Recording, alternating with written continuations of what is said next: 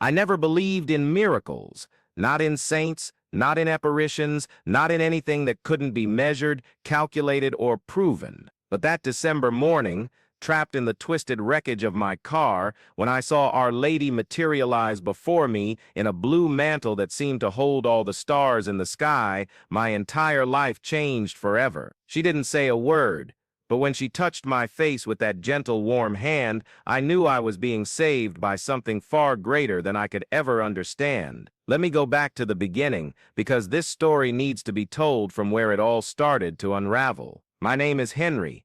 I'm 42 years old, and for most of my adult life, I was what you might call a staunch skeptic. A civil engineer by training, a man of reason by vocation, I always had a logical explanation for everything. Numbers don't lie, formulas don't fail, and the world operates through physical laws that can be studied and understood. That was my philosophy of life until last December.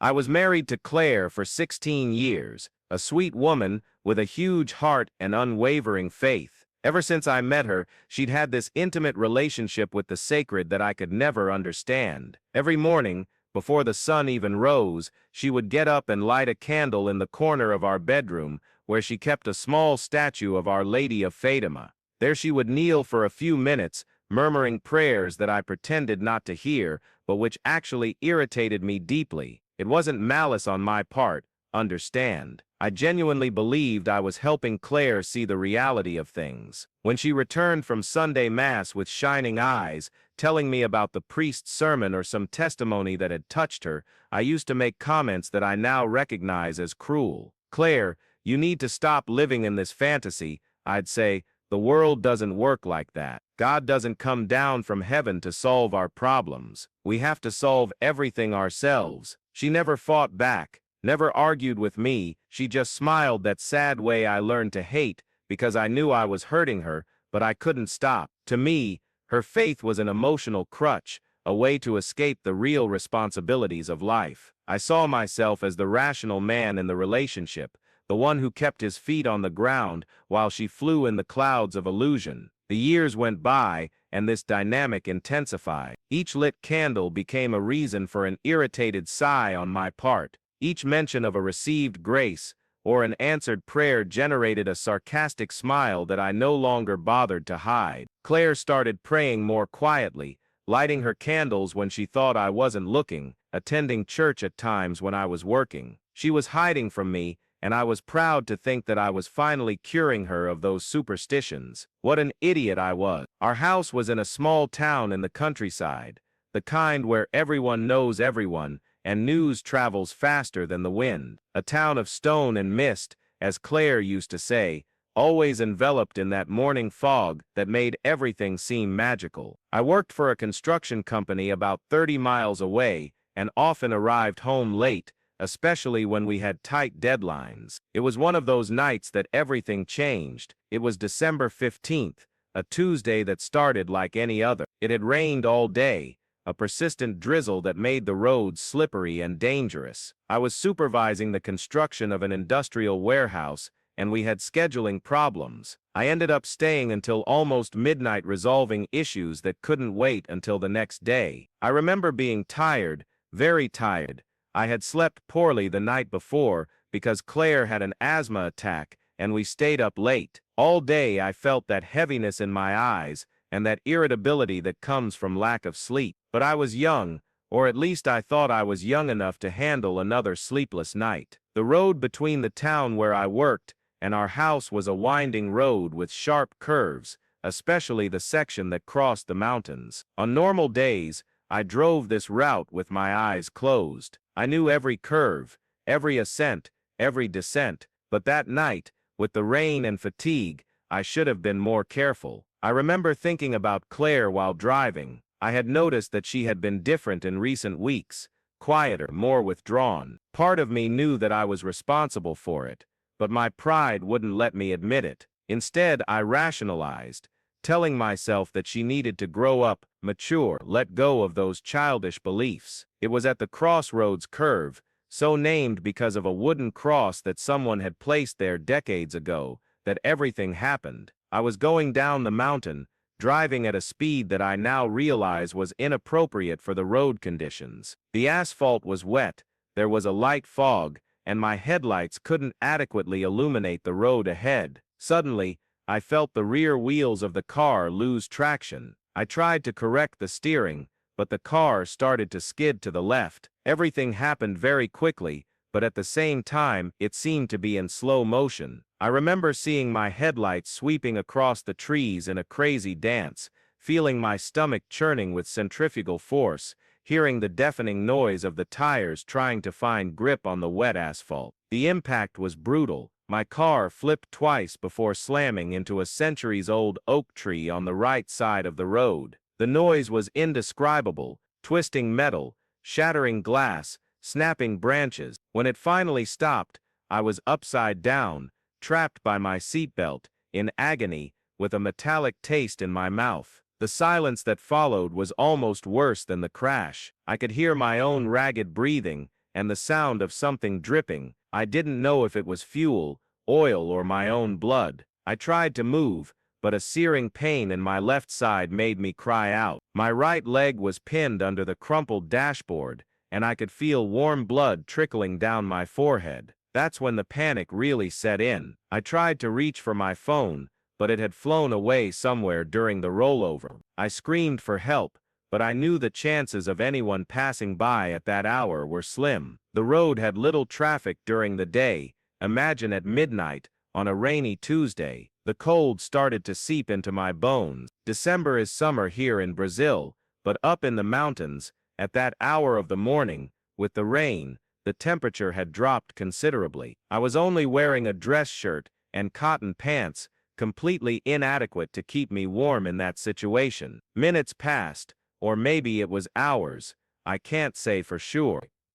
My perception of time was completely distorted. I alternated between moments of complete lucidity and dizzy spells that made me question whether I was really awake or if it was all a nightmare. It was during one of these moments of mental confusion that I started thinking about Claire. Imagine the irony. There I was, the man of reason, trapped in a mangled car, possibly dying, and the only thing I could think about was my wife kneeling by the bed, saying her morning prayers. For the first time in years, I wished I had her faith. I wished I could believe that someone, somewhere, was hearing my desperate pleas for help. And you know how it is when you're in a life or death situation. The mind does strange things. I started bargaining with a God I didn't believe in. If you exist, I thought, if you really care about people like Claire says you do, get me out of here. I promise I'll change. I promise I'll treat my wife better. I promise I'll try to understand her faith. But even making these mental promises, a part of me, the skeptical part that had dominated my entire life, kept mocking me.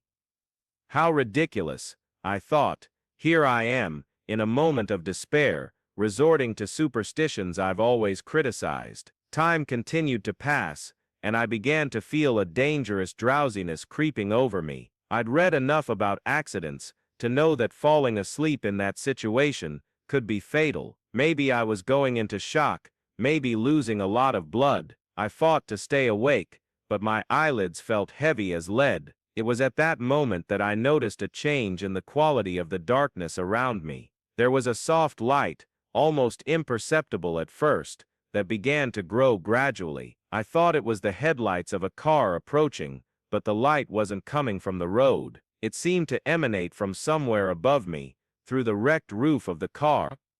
And then I saw her. Our Lady materialized before me, as if emerging from the light itself. She wore a blue robe that seemed to contain all the stars in the universe, and her face was of a serene beauty that I cannot adequately describe with words. It wasn't ordinary physical beauty, but something that touched the soul directly, that conveyed peace and love in a way I had never experienced. She didn't say anything. She simply looked at me with those eyes full of compassion and tenderness, and I knew immediately who she was, not through intellectual knowledge, but through a certainty that came from a place much deeper than reason. It was Our Lady, the same one Claire revered in her morning prayers, the same whose small image sat in the corner of our bedroom. I couldn't move, I couldn't speak, I just watched, with a mixture of terror and fascination, as she extended her hand toward me. When her fingers touched my face, I felt a warmth that spread throughout my body, driving away the cold, driving away the pain, driving away the fear. It was as if she were enveloping me in an invisible embrace, protecting me from all evil. Tears began to stream down my face. They were tears of relief, of gratitude, of something I couldn't define at the time, but which I now recognize as pure faith. All my intellectual arrogance, all my skepticism, all my need to explain everything through logic dissolved in that instant. How long she remained there, I can't say. It could have been seconds or hours.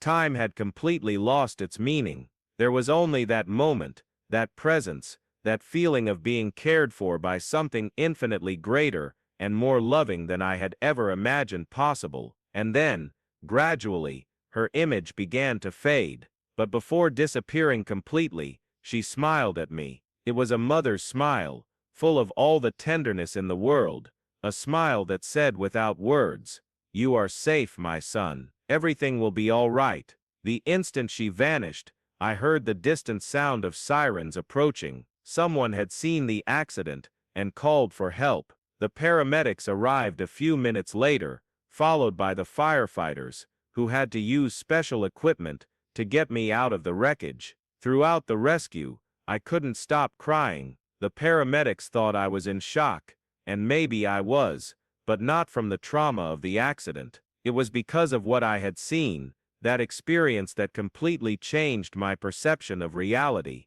At the hospital, the doctors were amazed by my condition. I only had a few cuts and bruises, a fractured rib, and a deep gash on my forehead that needed stitches. Considering the violence of the accident, it was almost miraculous that I was alive, let alone with such minor injuries. Claire arrived at the hospital shortly after midnight. Someone in town had recognized my car and called her. When I saw her walk into my room, her eyes red from crying, and that expression of relief mixed with despair, I completely broke down. "Claire," I said, holding her hand with all my might, "I need to apologize. I need to tell you what happened." And I told her everything. I talked about the apparition, the touch, how I felt her presence protecting me. Claire listened silently, tears streaming down her face. When I finished, she simply said, "I knew she would protect you.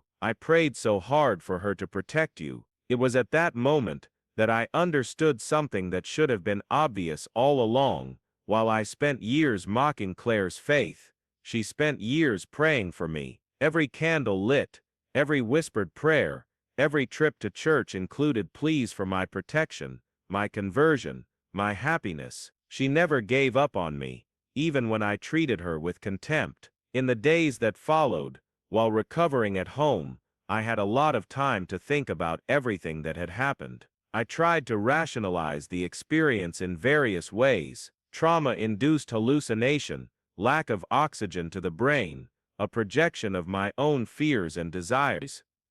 But no scientific explanation could account for the totality of what I had experienced. More importantly, I didn't want to explain it. For the first time in my life, I was willing to accept a mystery without needing to decipher it completely. I had experienced something sacred, and that was enough. I started joining Claire in her morning prayers. At first, I just knelt beside her, not knowing what to do or say, but gradually, words began to spring from my heart, words of gratitude, of requests, of intimate conversation with someone I finally recognized as real and present. The small statue of Our Lady of Fatima, in the corner of the room, took on a whole new meaning for me. It was no longer just a plaster figurine that Claire kept out of superstition. It was the representation of the one who had saved me, the one who had touched my face with so much love in that moment of despair. If you've made it this far in this account, subscribe to the channel to continue receiving testimonials like this, stories of people whose lives have been transformed by experiences that challenge our limited understanding of the world. The months that followed were a profound transformation, not only spiritually, but also in my relationship with Claire. I began to see her with new eyes, to recognize the spiritual strength she had always possessed, and that I had tried to diminish. I apologized for every sarcastic comment, for every time I mocked her faith, for every moment I tried to extinguish the light that shone within her. Claire, being who she was, forgave me immediately. More than that, she helped me navigate this new reality that was opening up to me. We started going to Sunday Mass together, and I discovered a welcoming community that received me with open arms, without questioning my sudden conversion. The priest of our parish, Father Michael, a wise 70-year-old man, helped me a lot in this process. When I told him about the apparition, he showed no surprise. "Henry," he said, "Our Lady has her ways of calling her children. Sometimes, she needs more direct methods with stubborn heads." I started studying Marian apparitions, about testimonies similar to mine. I discovered that I wasn't alone, that thousands of people around the world had experienced similar encounters. This brought me comfort, but it also made me realize that my experience hadn't been random. There was a purpose to it all. 6 months after the accident, Claire and I decided to make a pilgrimage to Fatima, Portugal. I wanted to visit the place where Our Lady had appeared to the 3 shepherd children. I wanted to feel the same energy I had experienced on that terrible and wonderful morning. The trip was transformative. Being in that sacred place, walking through the same places where miracles happened, connected me even more deeply with my new faith. During Mass at the Chapel of the Apparitions, I felt that loving presence again, that absolute certainty that I was being cared for and loved in a way that transcended any human understanding. Back in Brazil, I decided I needed to share my story, not out of obligation, but out of gratitude. I started by speaking in small groups in the parish. Then I was invited to testify in other churches in the region. Each time I told my experience, I saw the impact it had on people, especially those who, like I had been, struggled to reconcile faith and reason. I realized that my role wasn't to convince anyone of anything. It was simply to share what I had lived, to plant seeds that could grow in the hearts of those who were ready to receive them. Some listeners remained skeptical, others left the talks visibly moved. I respected both reactions, remembering how resistant I myself had been for so many years. One of the most beautiful things that happened was seeing how my testimony strengthened Claire's faith. For years, she had kept her beliefs almost secret, intimidated by my constant criticism. Now, she could express her spirituality freely, and our home transformed into a small sanctuary of peace and prayer. We installed a larger shrine in the bedroom, with several images of Our Lady, not for show or fanaticism, but because each one represented a different facet of the maternal love I had experienced that night. Our Lady of Fatima, of course, held the central place, but there was also Our Lady of Aparecida, Our Lady of Lourdes, and Our Lady of Perpetual Help. Our mornings became sacred. We woke before dawn, lit our candles, and prayed together. It wasn't just a ritual, but a moment of deep communion, both between us and with the divine. Claire said, it was as if we had finally found our true calling as a couple, to pray together, to grow together in faith, to be instruments of God in each other's lives. Professionally, there were changes as well. I continued working as an engineer, but my approach became different. I began to see my work as a way of collaborating with divine creation, of building spaces where people could live and work with dignity. Each project became a prayer in concrete and steel. The company where I worked initially found my change of behavior strange, but gradually came to appreciate my new attitude. I became more patient with my colleagues, more careful with the safety of the workers, more aware of the environmental impact of construction. My superiors began to entrust me with projects of greater responsibility, recognizing that something fundamental had changed in me. 2 years after the accident, I received an offer to lead a project to build a new church in the neighboring town. The irony wasn't lost on me.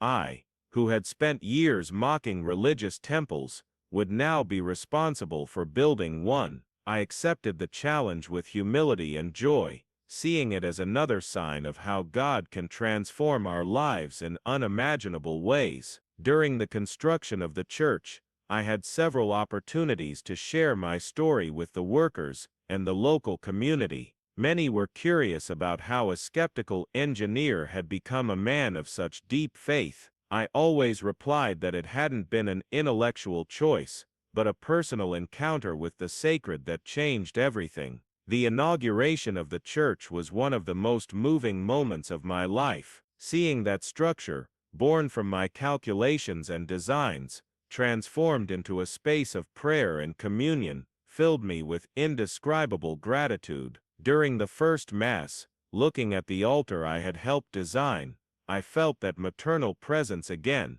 as if Our Lady was approving the work. Today, 5 years after that life-changing dawn, I can say without hesitation that I am a completely different man. Faith has not only transformed my relationship with the transcendent, but has revolutionized every aspect of my life, my marriage, my work, my way of seeing the world and people. Claire and I have developed an intimacy we had never experienced before. We share not only a house, but a spiritual journey that draws us closer every day. Our conversations have gained a new depth, our silences have become contemplative, our difficulties have found a greater meaning within the love that God has for us. Why we continue our morning prayer routine, but it has evolved naturally. It's no longer just Claire praying while I accompany her. Now we alternate leading the prayers, share reflections on biblical texts,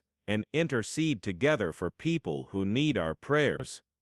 Our home has become a small cenacle where the sacred dwells permanently. What strikes me most looking back is realizing how everything was connected from the beginning. Claire's unwavering faith, my criticisms that seemed only destructive, the accident that could have been fatal, the apparition that changed everything. Each element was part of a larger plan that I can only now glimpse. I understand today that my resistance to faith wasn't just intellectual skepticism, but a form of protection. I was afraid to surrender, afraid to discover that there was something greater than myself that I couldn't control. My need to explain everything scientifically was, in fact, an attempt to maintain control over a universe that is far more mysterious and beautiful than my limited mind could accept. Our Lady's apparition wasn't just a physical rescue, but a spiritual liberation.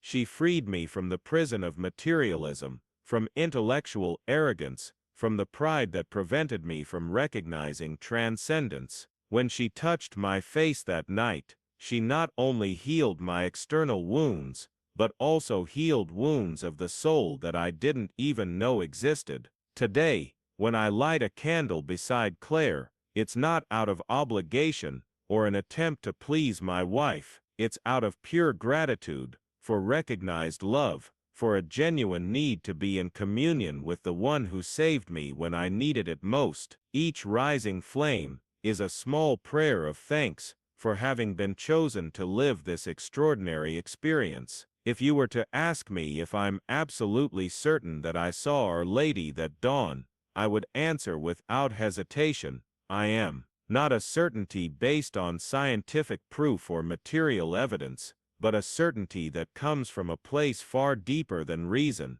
a certainty of the heart, of the soul, of the real encounter between the human and the divine. This is my story, this is my testimony. I don't expect everyone to believe it. I don't need to convince anyone. I only share what I lived, how I lived it, hoping that it might touch hearts that are ready to receive this seed of faith. Our Lady knows exactly who needs to hear these words, when they need to hear them, and how they can flourish in each person's life. If you have reached the end of this story, If something in your deepest fibers has been touched by these words, perhaps it's a sign that she also wants to speak to you, not necessarily through an apparition like mine, but in one of the 1,000 mysterious ways she uses to call her children back into the Father's arms. Life goes on, the days fly by, but that December night remains vivid in my memory, as if it happened yesterday, and I know it will always stay with me, because some encounters transcend time and are etched into the eternity of the soul. Thank you for letting me share with you the greatest treasure of my life, the absolute certainty that we are loved, protected, and cared for by a love that surpasses all human understanding.